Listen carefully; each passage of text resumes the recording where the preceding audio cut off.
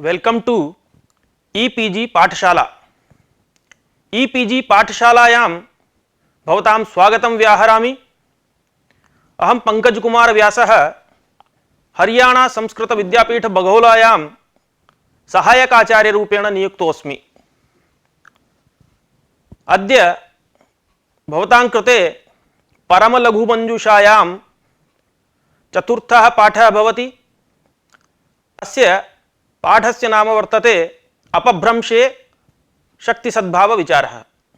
नाम अपभ्रंशेषु शक्तिः अस्ति वा न वा इति विचारः अत्र क्रियते इति नाम्नैव भवद्भिः ज्ञायते।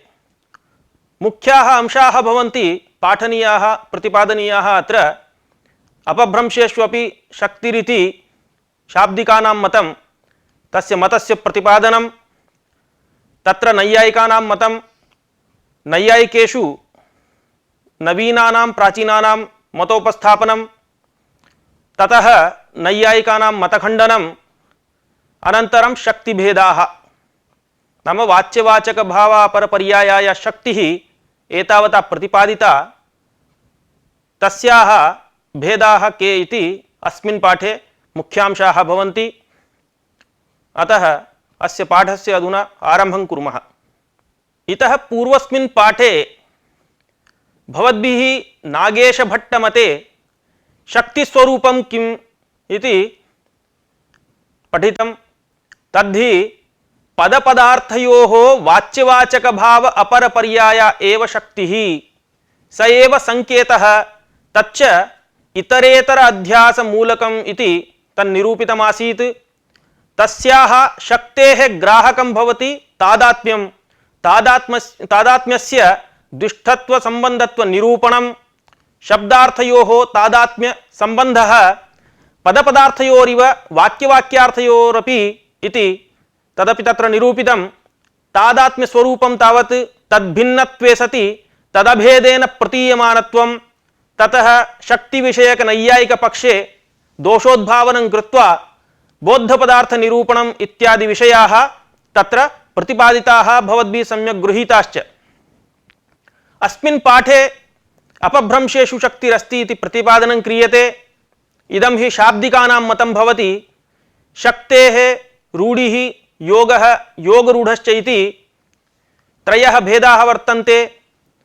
एवं शब्दार्थस्य अनवच्छेदे विशेषस्मृतिहेतवः इति शक्तेः नियामकाः संयोग विप्रयोगादयः इति ये वाक्यपदीये वर्णिताः, तेषामपि वर्णनम् अत्र क्रियते। अनया रीत्या एते अत्र मुख्याः अंशाः भवन्ति। एवमेव मध्ये अपभ्रंशेषु शक्तिः अस्ति न वा इति नैयायिकमतं, तत्र ते शक्तिभ्रमात् शाब्दबोधः जायते इत्यादिकं चिन्तयन्ति इति कथयन्ति। तस्य खण्डनमपि अत्र मध्ये करिष्यते। लोके शब्दस्य प्रयोगः अर्थगत्यर्थः, अर्थात् शब्दः प्रयुज्यते इत्युक्ते अर्थावगतिः ततः भवतु इति उपलक्ष्य अस्माभिः शब्दस्य प्रयोगः क्रियते। अर्थञ्च यथा शब्दः अवगमयति तथा अपशब्दोऽपि। एवञ्च लोकव्यवहारस्य साधनभूतोऽयं शब्दः साधुत्व असाधुत्व इति उभयतापि अर्थं बोधयति। साधुत्वेन असाधुत्वेन उभयतापि अर्थं बोधयति। तथापि साधुशब्देनैव अर्थाभिधेयो न असाधुशब्देन इति यथा भगवान् भाष्यकारः कथयति। पस्पशायां भाष्ये समानायाम् अर्थावगतौ शब्देन च अपशब्देन च धर्मनियमः क्रियते, शब्देनैव अर्थः अभिधेयः नापशब्देन इति। कः शब्दः कश्च अपशब्दः इति निर्णयस्तु शिष्टप्रयोगानुसारी इत्येतत् सर्वं भाष्ये विवृतं। तत्र अपशब्दस्तावत् लोके शिष्टाप्रयुक्तः प्रयोगभ्रष्टः अपभ्रंशरूपेण अन्यस्मिन् प्रयुज्यमानः। किं तर्हि एवं प्रयुज्यमानैः अपशब्दैरपि शक्तिबोधो जायते वा इति चेत् सत्यं। तच्छङ्कितं भाष्ये किं शब्दोपदेशः कर्तव्यः आहोस्वित अपशब्दोपदेशः आहोस्वित उभयोपदेशः इति। एवं प्रश्ने भगवान् भाष्यकारः अन्यतरोपदेशेन कृतं स्यात् तद्यथा भक्ष्य नियमेन अभक्ष्य प्रतिषेधो गम्यते पंच पंच नखा भक्ष्याः इत्युक्ते गम्यते तत् अतो अन्ये भक्ष्याः इति अभक्ष्याः इति अभक्ष्य प्रतिषेधेन च भक्ष्य नियमः तद्यथा अभक्ष्यो ग्राम्य कुक्कुटः अभक्ष्यो ग्राम्य शूकरः इत्युक्ते गम्यते तत् अरण्यो भक्ष्य इति एवं इहापि शास्त्रे अनया रीत्या भाष्ये शब्देन अपशब्देन उभयतापि अर्थः अवगम्यते अर्थात अर्थस्य बोधः भवति इत्युक्तम् इतोपि अग्रे यदि तावत् शब्दोपदेशः क्रियते गौरित्येतस्मिन् उपदिष्टे गम्यते तत् गाव्यादयः अपशब्दाः इति अथाप्यपशब्दोपदेशः क्रियते गाव्यादिषु उपदिष्टेषु गम्यते तत् गौरित्येषः शब्दः इति इत्थं भगवान् भाष्यकारः समादधौ। अनेन शंका समाधान परभाष्येण गम्यते एतद् अपशब्देष्वपि शक्तिः नाम वाच्यवाचक भाव अपरपर्याया शक्तिः वर्तते एव अन्यथा गाव्यादिषु उपदिष्टेषु गम्यते एतद् गौरित्येषः शब्दः इति कथनं भाष्यकाराणाम् असंगतं स्यात्। एतत् भाष्यकार सिद्धान्तं मनसि कृत्य नागेशभट्टः अन्येषाम् अपभ्रंशेषु शक्तिम् अनङ्गीकुर्वतां केषाञ्चन मतं निराकृत्य स्वमतम् एवम् उपस्थापयति। अपभ्रंशेषु शक्तिसाधकं नागेशमतं तत्र परमलघुमञ्जुषायाम् इत्थम् अस्ति। सा च शक्तिः साधुष्विव अपभ्रंशेष्वपि शक्तिग्राहक शिरोमणेः व्यवहारस्य तुल्यत्वात्। व्यवहार शब्देन पूर्वजन्मानुभूत शक्तिस्मरणम् अतएव बालानां तिरश्चाञ्च अन्वयबोधः न हि तेषां तदैव तत्संभवः इति तत्र निरूपितं तन्मतमत्र उद्धृतम्। अस्य नागेशोक्तस्य अयमाशयः पूर्वोक्तरीत्या भाष्यप्रामाण्यात् सा वाच्यवाचक भाव अपरपर्याया शक्तिः यथा साधुशब्देषु तथैव असाधुशब्देष्वपि असाधुशब्देष्वपि शक्तिग्राहक शिरोमणेः शक्तेः बोधकेषु प्रधानभूतस्य व्यवहारस्य समानतया विद्यमानतया सा शक्तिः तत्र अंगीकार्या एव। अत्र प्रश्नः यदि व्यवहार दर्शनमेव शक्तिग्राहकं स्यात् तदा जन्म समये उत्पत्ति काले व्यवहार बोधक शब्द ज्ञानाभावात् शक्तिग्रहो न स्यात् तर्हि कथमुच्यते शक्तिग्राहक शिरोमणेः व्यवहारस्य अपभ्रंशेष्वपि तुल्यत्वम् इत्यादि अयमाशयः तत्र प्रश्नस्य वर्तते। अत्र समाधानम् इत्थमस्ति यदि व्यवहारे शक्तिग्रहाभावः तदा इष्टसाधनत्वज्ञानाभावेन बालानां स्तनपानादौ प्रवृत्तिरेव न स्यात्। अतः एतादृश व्यवहार दर्शनेन प्रवृत्तिञ्च विलोक्य पूर्वजन्मनि अनुभूतायाः शक्तेः स्मरणं कल्प्यते। एवञ्च एतादृश प्रवृत्तिरूप कार्यं प्रति केनापि कारणेन भाव्यं कारणाभावे कार्याभावः इति सिद्धान्तात् तच्च कारणं पूर्वजन्मानुभूत शक्तिस्मरणमेव नान्यदिति भावः। पूर्वजन्मनि अनुभव विषयीकृताया शक्तिः सैव संस्कार रूपेण स्थिता तस्याः स्मरणं वर्तमान जन्मन्यपि एवञ्च जन्मान्तरीयं व्यवहार दर्शनं हि स्वसंस्कार द्वारा शक्ति स्मारकं भवति इति पूर्वोक्तस्य पूर्वजन्मानुभूत इत्यादेः अयमर्थः। तस्मादेव बालानां तिरश्चां नाम जडानां पशुपक्ष्यादीनाम् अन्वयबोधो भवति नाम पदार्थज्ञानं भवति इत्यर्थः। पश्वादीनां स्वजात्यानुसारेणैव प्रतिनियता भवति कापि प्रतिभा यया प्रतिभया तेषामपि अनादि वासनयैव तद्ग्रहः इति तिरश्चाम् इत्यादि वाक्यस्य अर्थः। परन्तु न तेषां बालादीनां जन्मनः आद्यकाले एव शक्तिज्ञानस्य संभवः तस्मिन् समये शक्तिग्राहक सामग्र्यभावात् इत्येतावता स्वमतं निरूप्य अपभ्रंशेषु शक्तिविषयकं नैयायिकमतम् अनूद्य निराकर्तुम् उपक्रमते इत्थं। तत्र नैयायिकमतानुवादः, अत्र नैयायिकाः असाधुशब्देन साधुशब्दस्मरणद्वारा अर्थबोधः इति वदन्ति। तेषाम् अयम् अभिप्रायः, यदा व्युत्पन्नाः असाधुशब्दान् शृण्वन्ति तदा ते साधुशब्दान् संस्मृत्य बोधं कुर्वन्ति। एवञ्च तेषां बोधः साधुशब्दस्मरणद्वारा। यदा च अव्युत्पन्नाः अज्ञाः असाधून् शब्दान् शृण्वन्ति तदा ते शक्तिभ्रमात् बोधं कुर्वन्ति इति नैयायिकानां मतं स्थूलतया। अधुना प्राचीनानां नव्यानां च मतभेदः कश्चन वर्तते, तदनुगुणं गच्छामः। प्राचीननैयायिकमतानुवादः अधुना क्रियते। तेषां प्राचीनानां मते व्याकरण संस्कृते साधुशब्दे एव शक्तिः, न अपभ्रंशे। न च तथा सति अपभ्रंशात् बोधो न स्यादिति शङ्कनीयम्। नाम अपभ्रंशात् बोधो न स्यादिति न शङ्कनीयम्। कुतः इत्युक्ते व्युत्पन्नस्य साधुशब्दस्मरणात् बोधोत्पत्तेः। यतोहि यः व्युत्पन्नः वर्तते सः साधुशब्दस्मरणादपि तस्य बोधो जायते इति तेषां मतं। तत्र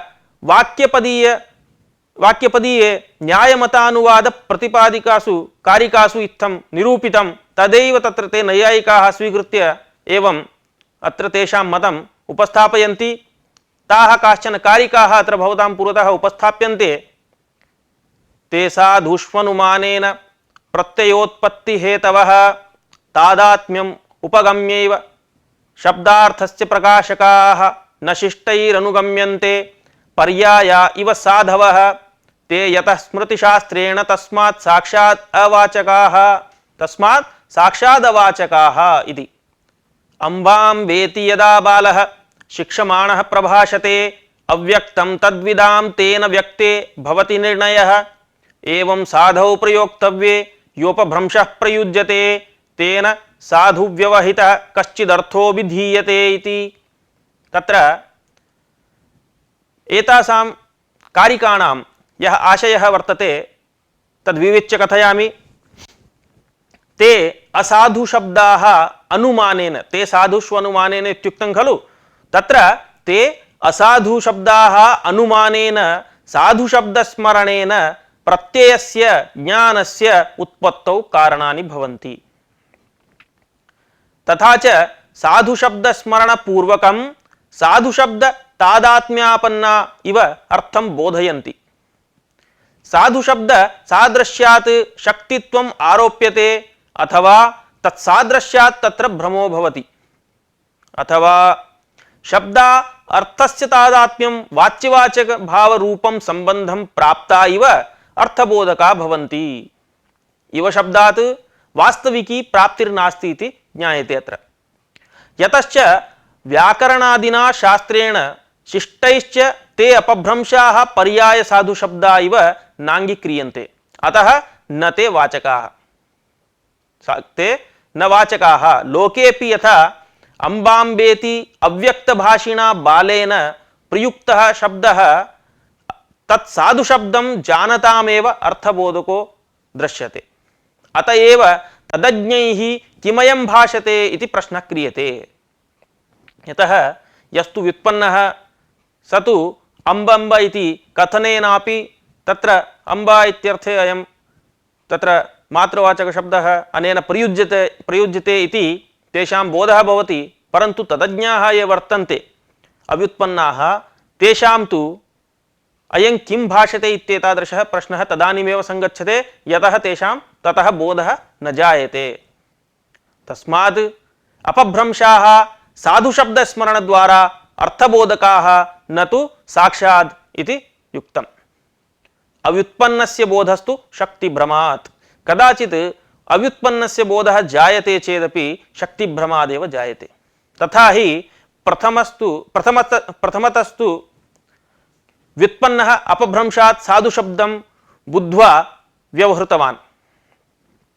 तद्व्यवहारं पश्यतः पामरस्य अपभ्रंशे नाम शक्तिभ्रमः जातः, अपभ्रंशे शक्तिभ्रमः जातः। तथा जातपूर्वभ्रमात् उत्तरभ्रमः इति क्रमेण शक्तिभ्रमादेव पामराणां बोधः इति तेषां मतं प्राचीनानां। नव्यनैयायिकाः किं कथयन्ति इत्युक्ते यद्यपि अपभ्रंशस्य साक्षाद्वाचकं तेऽपि नेच्छन्ति, अथापि शक्तत्वमेव साधुत्वमिति नाङ्गीकुर्वन्ति। ते वृत्तिमत्वं न साधुत्वम् इति कथयन्ति। संकेताद्यज्ञानेऽपि साधुत्व व्यवहारात् समासादौ शक्त्यभावेन साधुत्व अनापत्तेः इत्यादिकम्। इतोपि अग्रे विविच्यते। तदर्थं तत्र संकेतस्वीकारे संकेतस्यैव शक्तित्वेन शक्त्यापत्तेश्च प्रकृतिप्रत्यय समुदायस्य असंकेतितत्वेन असाधुतापत्तेः प्रत्येकं शक्तिमादाय साधुत्वेन च बाधते इतिवत् बाधति इत्यस्यापि साधुत्वं स्यात्। तस्मात् न संकेतितत्वं साधुत्वं किन्तु व्याकरण निष्पाद्यत्वम्। यस्मिन्नर्थे यः शब्दः व्याकरणेन निष्पादितः सः तस्मिन्नर्थे साधुः। डित्थादि पदानामपि उणादि प्रकरण व्युत्पादितत्वम् अस्ति इति न दोषः। न च साधुत्वज्ञानं शाब्दबोधे वा कारणम् इति शङ्कते। यस्य तादृशं ज्ञानं नास्ति तस्यापि शाब्दबोधोदयात्। यतोहि साधुत्वज्ञानं शाब्दबोधे कारणम् इति न, अन्यथा तु यस्य तादृशं ज्ञानं नास्ति तस्यापि शाब्दबोधस्तु दृश्यते एव। तस्मात् कथयति किन्तु असाधुत्वनिश्चयः प्रतिबन्धकः तत्र भवति। अतएव साधुशब्देऽपि असाधुत्वनिश्चये सति बोधः प्रतिबध्यते। एवञ्च गाव्यादेः असाधुत्वनिश्चयात् न वाचकत्वं किन्तु शक्तिभ्रमाद्वा साधुशब्दस्मरणाद्वा बोधः इति नव्यनैयायिकानां मतम्। अधुना नव्यनैयायिकैः प्राचीनैः यदुक्तं तस्य समुदितस्य खण्डनम् अस्मिन् प्रघट्टके क्रियते। यन्नैयायिकैः उक्तं साधुशब्दस्मरणेन असाधुशब्दादर्थबोधः इति तत् सर्वात्मना अयुक्तम्।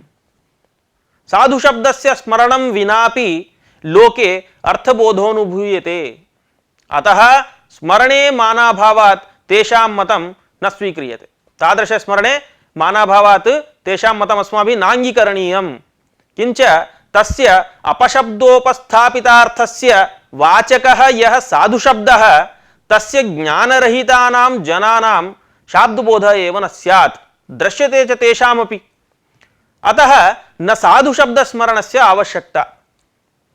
इत्थं वैयाकरणाः नैयायिकानां पूर्वोक्तं सर्वमपि निराकृत्य अपभ्रंशेष्वपि शक्तिरस्त्यैवेति वदन्ति। शक्तिग्राहकेषु मुख्यस्य व्यवहारस्य साध्वसाधु साधारण्यात्। यतः शक्तिग्राहकेषु मुख्यः भवति व्यवहारः, स च यथा साधुषु तथा असाधुष्वपि। न च साधुस्मरणात् बोधः तद्वाचक साधुशब्दम् अजानतां बोध अनापत्तेः। साधुस्मरणादेव बोधः भवति इत्यपि न वक्तव्यम्। कुतः तद्वाचक साधुशब्दं यः न जानाति तस्यापि बोधः भवति। अतः तत्र बोधः न स्यात्, इयम् आपत्तिः। साधुशब्दम् अजानतामपि बोधानुभवात् लोके। किञ्च कुत्रचित् साधुशब्दस्य ज्ञातस्यापि बोधकत्वं न दृश्यते। यथोक्तं वाक्यपदीये भर्तृहरिणा पारम्पर्यादपभ्रंशाः विगणेष्वभिधातृषु प्रसिद्धिमागता येषु तेषां साधुरवाचकः इति। अनया कारिकया किं प्रतिपाद्यते इति अस्याः अर्थः एवञ्च यस्य साधुशब्दस्य अपभ्रंशाः प्रसिद्धिं गताः तत्र साधुशब्दस्यैव वाचकत्वं नास्ति चेत् तादृशः कश्चन स्मृतः साधुशब्दः कथं वा अर्थबोधं जनयेत्। अतः साधुशब्दस्मरणेन असाधुशब्दादर्थबोधः इति तन्मतम् अयुक्तमेव। अधुना नैयायिकैः मध्ये शक्तिभ्रमाद्बोधः भवति इति यदुक्तं तन्मतखण्डनं प्रस्तूयते। शक्तिभ्रमाद्बोधः इति तु न युक्तम्। यस्मिन् ज्ञाने उत्तरकाले यस्य बाधः दृश्यते तत्रैव भ्रमः स्वीक्रियते। तद्वति तत्प्रकारक ज्ञानस्यैव भ्रमत्वात्। यथा कश्चन शुक्तिं दृष्ट्वा रजतम् इदं रजतम् इति भ्रान्तः, परन्तु तदुत्तरकाले इदं रजतं नास्ति शुक्तिरेव इति तादृशज्ञानेन तस्य बाधः भवति, तर्हि तादृशस्थले एव भ्रमः स्वीकर्तव्यः, अन्यत्र न। गगर्यादिशब्दानां श्रवणानन्तरम् इमे गगर्यादिशब्दाः वाचकत्व अभाववन्तः इति ज्ञानं न कस्यापि जायते। अतः अत्र भ्रमस्य उपादानमेव न कर्तुं शक्यते। यतो हि गगरीपदं भाषायां लोके विद्यमानः वर्तते, तेन कम्बुग्रीवादिमानेव बोध्यते इति तत्र भ्रमस्य उपादानमेव कर्तुं न शक्यते इति अस्य अर्थः। किञ्च घटत्वादि विशिष्ट घटादिरूपार्थ निरूपितायाः घटादिपदवृत्तित्वेन गृहीतायाः शक्तेः भिन्नानुपूर्विकत्व रूप विशेष दर्शन सत्वेन गगरीपदादौ भ्रम अनुत्पत्तेः। अतएव असाधूनामपि बोधकत्वेन शक्तत्वादेव अन्येन उच्चारिते साधुशब्दे संस्कृतज्ञानरहितानां स्त्री शूद्रबालादीनाम् अर्थविषयक संशये उत्पन्ने सति तस्य साधुशब्दस्य अपभ्रंशोच्चारणेन तेषाम् अर्थनिर्णयेन संशयो दूरीभवति। किञ्च शवतिर् गतिकर्मा कम्बोजेष्वेव भाषितः भवति विकारेण मार्याः भाषन्ते शव इति इत्यादि भाष्यात् तत्तद्देश नियत संस्कृतेषु शक्ति अनापत्तिः। यदि च तेषु तत्तद्देश नियतेषु संस्कृते शक्तिः अंगीक्रियते तर्हि अपभ्रंशेषु शक्त्या स्वीकारे प्रमाणाभावात् अपभ्रंशेष्वपि शक्तिः सिद्ध्यत्येव। अपभ्रंशानां वाचकत्वे एव आर्यम्लेच्छाधिकरण संगतिरपि भवति इति अधुना प्रतिपादयामि। अपभ्रंशेषु शक्ति स्वीकारादेव आर्यम्लेच्छाधिकरणमपि संगच्छते। अन्यथा एकस्यैव अर्थस्य मुख्यत्वात् अन्यस्य गौणत्वाच्च पूर्वपक्ष असंगतिः तत्र। तत्र हि यवमयश्चरुर्भवति इति वाक्ये यवशब्देन दीर्घशूक विशेषो निर्दिष्टः वा अथवा प्रियंगु विशेषः उद्दिष्टो वा इति संदेहे उभयथाप्यर्थस्य प्रसिद्धत्वात् तेष्वदर्शनात् विरोधस्य समाविप्रतिपत्तिः स्यात् इति जैमिनीय सूत्रम् इति विकल्पापत्तिः पूर्वपक्षिणा तत्र आपादिता। एवं आपादितायां तदनन्तरं शास्त्रस्थानां तन्निमित्तत्वात् इति मीमांसा सूत्रम् इति सिद्धान्तः तत्र उक्तः। शास्त्रस्थानां शिष्टानां आर्याणां या प्रसिद्धिः सैव न्याय्या इति दीर्घशूक विशेष एव अभिप्रेतः इति निश्चीयते। तस्माद् अपभ्रंशानां वाचकत्वं मीमांसकैरपि अभ्युपगतमेव।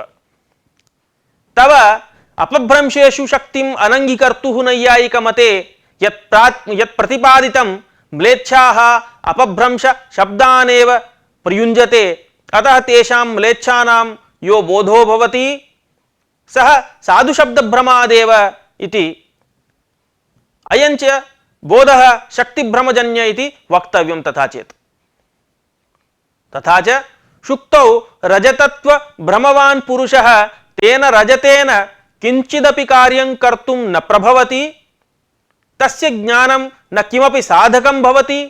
तथैव म्लेच्छानां प्रसिद्धिः भ्रममूलिका एव। अस्य दृष्टान्तस्य अयमाशयः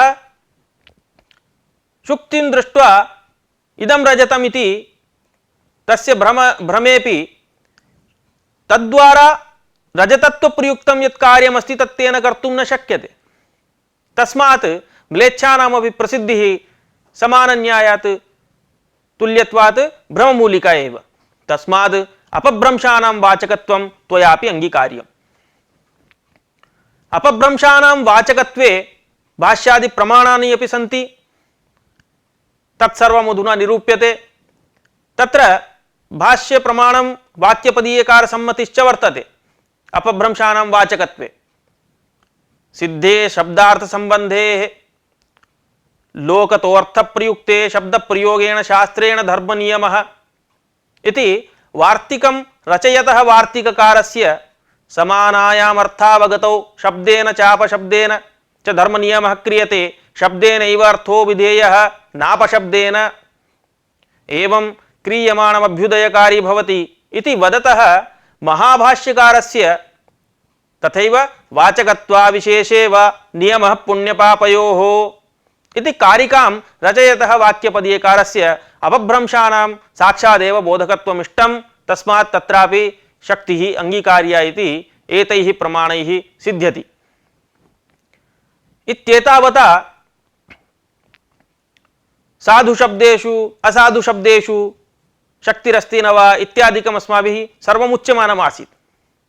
तर्हि साधु शब्देषु यत् साधुत्वं वर्तते कीदृशम् इति जिज्ञासा जायते। जिज्ञासायां जातायां साधुत्वञ्च व्याकरण अन्वाख्येयत्वं पुण्यजनकतावच्छेदक धर्मवत्वं वा तद्भिन्नत्वम् असाधुत्वमिति इति ग्रन्थकारः कथयति। साधुत्वञ्च व्याकरणान्वाख्येयत्वं पुण्यजनकतावच्छेदक धर्मवत्वं वा तद्भिन्नत्वम् असाधुत्वमिति। अस्य अयमर्थः। व्याकरण अन्वाख्येयत्वं नाम व्याकरणेन शब्दशास्त्रेण अन्वाख्येयत्वं व्युत्पादन मार्गेण अनुसन्धेयत्वमिति। एवं पुण्यजनकतावच्छेदक धर्मवत्वम् इत्यस्य तु पुण्यस्य सुकृतस्य या जनकता हेतुत्वं तदवच्छेदकं तद्विशिष्टो यो धर्मः तद्वत्वम् इति तदेव साधुत्वमिति। अनया रीत्या शक्ति विषयकः कश्चन विचारः सम्पन्नः। तत्र सामान्यात् विशेषं प्रति इति न्यायानुसारेण आदौ सामान्यस्य बोधः क्रियते नाम सामान्यज्ञानं तत्र उदेति ततः सामान्यज्ञानानन्तरमेव विशेषजिज्ञासा भवति इति हेतोः सम्प्रति शक्तिभेदनिरूपणं सामान्यात् विशेषं प्रति इति न्यायानुसारेण क्रियते। यतः इतः प्राक् सामान्यतः शक्तिः नाम का इति प्रतिपादितम्। विशेषजिज्ञासायां तु तस्याः भेदाः सन्ति वा न वा इति विशेषजिज्ञासायां तद्भेदानधुना निर्वक्ति ग्रन्थकारः। शक्तेः तस्याः त्रयः भेदाः भवन्ति रूढिः योगः योगरूढिश्चेति। रूढेः लक्षणं तु शास्त्रकल्पित अवयवार्थ मानाभावे समुदायार्थ निरूपित शक्तिः रूढिः इत्युच्यते। यथा सा मणिनूपुरादौ वर्तते। शास्त्रेण नाम व्याकरणशास्त्रेण कल्पिताः ये अवयवाः अधुना विविच्य अर्थः उच्यते शास्त्रकल्पित अवयवार्थमानाभावे इत्यस्य। शास्त्रेण व्याकरणशास्त्रेण कल्पिताः ये अवयवाः प्रकृतिप्रत्यार्थरूपाः तेषां ये अर्थाः तस्य अर्थस्य यन्मानं तद् विरहतयैव समुदायेन निरूपिता या शक्तिः सैव रूढिः इत्युच्यते। यथा मणिः इति पदे शब्दार्थक मण् धातोः औणादिके इन् प्रत्यये मणिशब्दः निष्पद्यते, किन्तु सः अवयवलभ्य शब्दकर्तृरूपार्थस्य स्थाने समुदायार्थत्वेन रत्नविशेषं बोधयति। एवमेव नूपुर इति स्तुत्यर्थकात् नू धातोः संपदादित्वात् क्विपिः क्विप्रत्यये नूः अग्रगमनार्थकात् पुर्धातोः इगुपधत्वेन कप्रत्यये कित्वेन गुणाभावे पुरः नुवः नूपुरः इति सिद्ध्यति, किन्तु स्तुति संबंध्य अग्रगमन कर्तृर्थस्य स्थाने भूषण विशेषं समुदायार्थत्वेन बोधयति नूपुर शब्दः इति रूढेः वर्णनं कृतम्। अधुना योगस्य उच्यते। योगलक्षणं तु शास्त्रकल्पित अवयवार्थ निरूपिता शक्तिः। यथा पाचकादौ नाम पाचकादि पदेषु व्याकरणशास्त्रेण कल्पिताः ये अवयवाः प्रकृति प्रत्ययार्थ रूपाः तेषां यो अर्थः तेन निरूपिता निर्धारिता या शक्तिः सा योगरूढिः इति तदर्थः।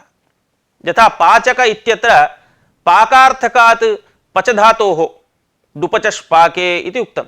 तस्मात् पाकार्थकात् पच धातोः नुल्तृचौ इति कर्तर्यर्थे नुल् प्रत्यये वोः अकादेशे उपधावृद्धौ पाचकः इति सिद्ध्यति। तस्यार्थः पाककर्ता इति शास्त्रकल्पित अवयवार्थ एव सः। तस्मात् योगः इति उच्यते। ततः तृतीयः भेदः भवति शक्तेः योगरूढिरिति। शास्त्रकल्पित अवयवार्थान्वित विशेष्यभूतार्थ निरूपिता शक्तिः योगरूढिः। यथा पंकजपदे व्याकरणशास्त्रेण विभक्ताः ये प्रकृति प्रत्यय रूपावयवाः तेषां ये अर्थाः तैः अर्थैः अन्वितः विशिष्टः विशेष्यभूतः यो अर्थः तेन निरूपिता निर्धारिता या शक्तिः सा योगरूढिरित्युच्यते इति लक्षणस्य संपूर्णस्य अर्थः। उदाहरणं तु पंकजः इत्युक्तं। पंके जातः इत्यर्थे पंकोपपदपूर्वकात् जनधातोः सप्तम्यन्तोपपदयोगे सप्तम्यां जनेर्डः इति डप्रत्यये टीलोपे पंकज इति सिद्ध्यति। तत्र शास्त्रकल्पितावयवाः पंक जन ड इत्येते। तदर्थः पंकजनि कर्तृरूपार्थः। तेन अन्वितः यः विशेष्यभूतार्थः पद्मरूपार्थः तेन निरूपिता या शक्तिः सा पंकज शब्दे इति लक्षणसमन्वयः। अत्र प्रश्नः उदेति यत्र पंकज शब्दात् कुमुदादि पंकजात वस्तुनो बोधः तत्र भवतु साधारण्येन शक्तिः तत्र वर्तते। नाम पंकज शब्दात् कुमुदादि पंकज वस्तुबोधः तत्र साधारण्येन शक्ति अंगीक्रियताम्। यत्र तु पद्मरूप विशेषबोधः तत्र लक्षणा भवतु। एवञ्च लक्षणया एव निर्वाहे किमर्थं समुदाय रूप शक्ति स्वीकरणम् इति कश्चन प्रश्नम् उद्भावयति। एवं सति अत्र समाधानमित्थं भवति पद्मे अनुपपत्ति संधानं संबंध प्रतिसंधानं च विना न लक्षणावसरः। अस्य अयमर्थः पद्मरूपे अर्थे पंकज शब्दस्य नापि अन्वय अनुपपत्तिः नैव च संबंध प्रतिसंधानं च।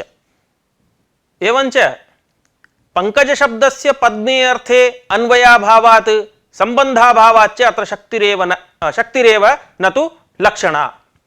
लक्षणा तु तत्रैव यत्र अन्वयानुपपत्तेः तात्पर्य अनुपपत्तेः वा प्रतिसंधानं विना शक्य संबंध प्रतिसंधानं विना च वाच्यार्थस्य न संभवः। यथा गंगायां घोष इत्यादौ शक्यस्य प्रवाह रूपार्थस्य तीर रूप लक्ष्यार्थेन संबंधः वर्तते, सामीप्यादि संबंधः। तथैव गंगायां घोषस्य असंभवात् तत्र प्रवाह रूपार्थे घोषपद निरूपित आभीरपल्ली रूपार्थस्य अन्वयस्य अनुपपन्नत्वात् तत्र लक्षणा अंगीक्रियते। न तादृशः कश्चन संबंधः पंकजपदस्य पद्मरूपार्थे नापि अन्वयानुपपत्तिः, तस्मात् नात्र लक्षणा स्वीक्रियते।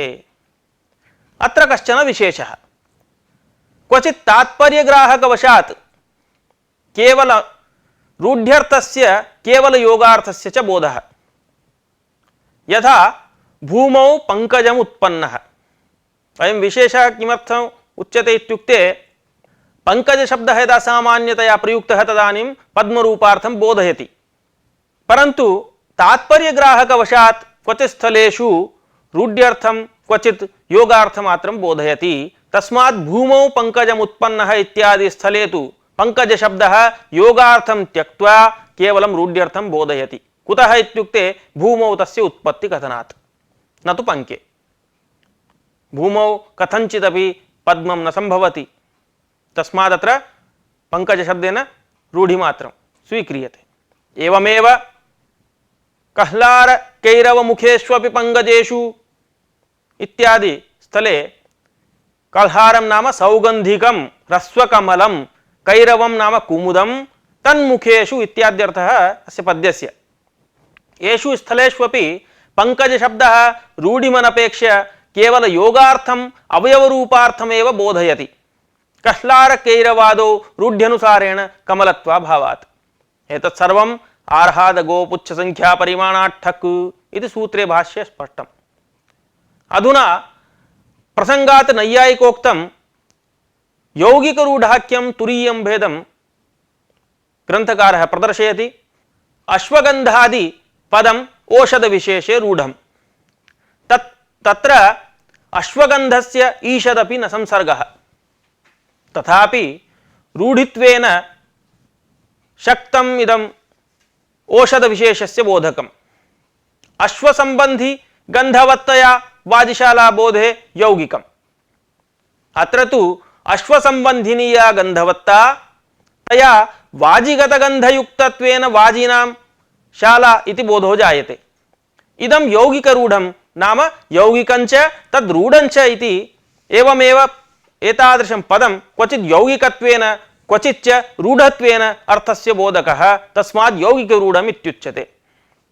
एवं मंडपपदं ग्रहविशेषे रूढं, मंडपानकर्तरि यौगिकम् इत्यनेन वर्णेन अस्य पाठस्य विषयः समाप्तः। अधुना अस्य पाठस्य संग्रहः उच्यते भवतां सौकर्याय विषयस्य दृढीकरणाय च। तत्र आदौ नागेशमदे प्रतिपादिता वाच्यवाचकभावापरपर्याया शक्तिः अपभ्रंशेष्वपि वर्तते। तत्रापि शक्तिग्राहकशिरोमणेः व्यवहारस्य तुल्यत्वात् पूर्वजन्मानुभूतशक्तिस्मरणेन व्यवहारदर्शनात् तथा इति प्रतिपादितम्। ततः तार्किकास्तु असाधुशब्देन साधुशब्दस्मरणेन अर्थबोधः इति कथयन्ति, परन्तु साधुशब्दस्मरणं विनापि लोके बोधस्य दर्शनात् तेषां मतं न समीचीनम्। एवं प्रसंगात् मध्ये विविच्य प्राचीन नवीन नैयायिकानां शक्तिभ्रमात् बोधः इत्यादि मतोपस्थापनं कृत्वा निस्सन्देह प्रत्ययस्य बाधकं विना भ्रमत्वा योगात् इत्यादि रीत्या तन्निरासः विस्तरेण प्रतिपादितः। तत्र च भाष्यकाराणां वाक्यपदीयकाराणां च प्रमाणत्वेन प्रदर्शनं कृतम्। एवमेव अपभ्रंशानां शक्तिः वर्तते इति तत्स्वीकृते एव आर्यमलेच्छादिकरण संगतिः इत्येतत् सर्वमपि प्रमाणम् अपभ्रंशेषु शक्तिः अस्ति इति प्रमाणयति। ततः साधुत्वं नाम व्याकरण अन्वाख्येयत्वं पुण्यजनकतावच्छेदकधर्मवत्वं वा तद्भिन्नत्वम् असाधुत्वमिति निरूप्य शक्तेः त्रयो भेदाः रूढिः योगो योगरूढिश्च इति प्रतिपादितम्। तत्र उदाहरणान्यपि सूचितानि। प्रसंगात् तत्र प्रघट्टके यौगिकरूढम् अपरं नैयायिकोक्तमपि प्रतिपादितं। सर्वेषाम् उदाहरणानि एकवारं स्मारयामि। रूढिः नाम मणिनूपुरादौ, योगः पाचकादौ, योगरूढश्च पंकजपदे, ततः अश्वगंधादिपदं यौगिकरूढस्य उदाहरणमिति विस्तरेण प्रतिपाद्य अयं पाठः अत्रैव समाप्यते। शुभं भवतु।